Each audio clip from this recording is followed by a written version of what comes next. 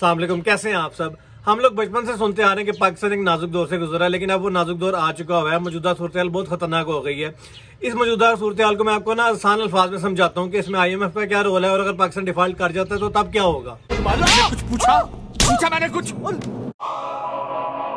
IMF कैसे काम करता है आपको आसान अल्फाज में समझाता हूँ। फर्ज करें आप 5 दोस्त हैं और आपस में मिलकर कारोबार कर रहे हैं साथ, और आप एक चीज डिसाइड करते हैं कि हर महीने हम 2 लाख रुपया साइड पे करके जमा करते जाएंगे ताकि किसी पे अगर मुश्किल टाइम आता है तो वो उसके काम आ जाए। ठीक IMF भी उसी तरह काम करती है। 190 ममालिक ना अपनी इकोनॉमी ग्रोथ के मुताबिक ना कुछ हिस्सा डालते हैं IMF के अंदर। IMF फिर वो पैसा इकट्ठा करके ना आगे ऐसे मुल्क जिन पे मसले मसाइल आ जाते हैं, माशी सूरत खराब हो जाती है, उनको वो लोन देती है।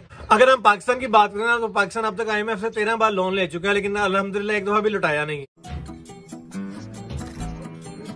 अक्सर आप टीवी पे देखते होंगे कि IMF अपनी कंडीशन लगा रहा है, जी बिजली महंगी कीजिए, गैस महंगी कीजिए, हालांकि IMF कंडीशन नहीं लगाता।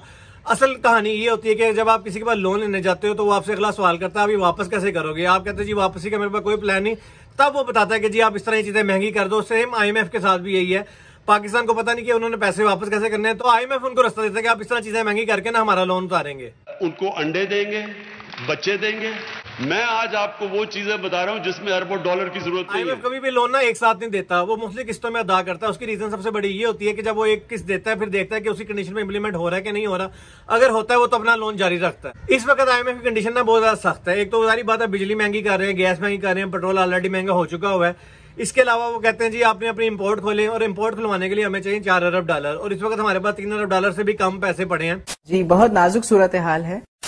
अब यही हाल है कि हमारा कोई दोस्त मालिक हमारी मदद करे तो हमारे PM साहब जाएं और वहां पे जाकर ये बात कर रहे हैं। और मैंने यही कहा जब मैं आया हूं तो आप समझेंगे शायद ये मांगने आया, मैं मांगने नहीं आया लेकिन मजबूरी है। अक्सर लोगों के ज़हन में सवाल आता है कि वर्ल्ड बैंक क्या चीज है, हम लोग वर्ल्ड बैंक के पास क्यों नहीं जानते। वर्ल्ड बैंक में और IMF में सबसे बड़ा फर्क पता क्या है। जो IMF लोन देता है ना वो मुल्क की क्रिटिकल कंडीशंस पे जाके उनको लोन देता है, जबकि वर्ल्ड बैंक का काम होता है इन्वेस्टमेंट करना।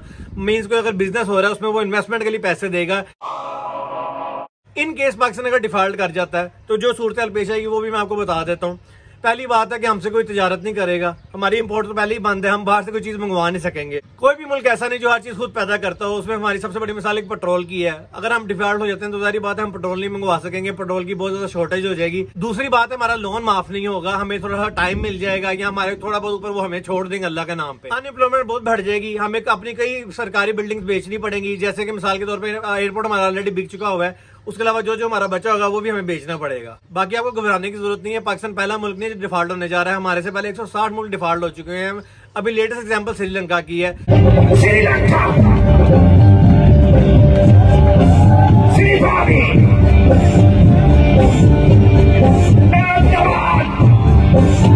श्रीलंका ने भी काफी हद तक अपने आप को रिकवर कर लिया, तो इंशाल्लाह हम भी कर जाएंगे। लेकिन अल्लाह खैर करेगा, हमारा मुल्क डिफॉल्ट नहीं होगा। हमारे पास जो PM साहब हैं वो बड़े जबरदस्त इस मामले में है, वो जाके अमदाद इकट्ठी कर लेंगे। पैसा ही पैसा होगा। इस वक्त जितनी अभी करेंसी डिवैल्यू हो रही है ना, तो घर में जो आपने पैसे छुपा के रखे हैं उसका कोई फायदा नहीं। कोई चीज परचेज कर लें ताकि वो आपके पास उसकी वैल्यू बढ़ेगी। पैसा घर में रखेंगे पैसे की वैल्यू कम होगी, चीज पास रखेंगे चीज की वैल्यू बढ़नी है।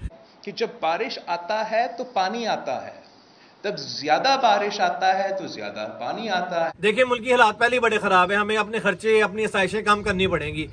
और दूसरी बात है हमें दूसरे लोगों की मदद करनी पड़ेगी। जिस तरह मिसाल के तौर पे आप मेरी मदद करेंगे मेरा चैनल सब्सक्राइब करके, ताकि मैं डॉलर में पैसे कमा सकूं। अल्लाह हाफिज। मत करो, रहने दो बहुत बुरे लग रहे। तौबा तौबा तौबा, थारा मूड खराब कर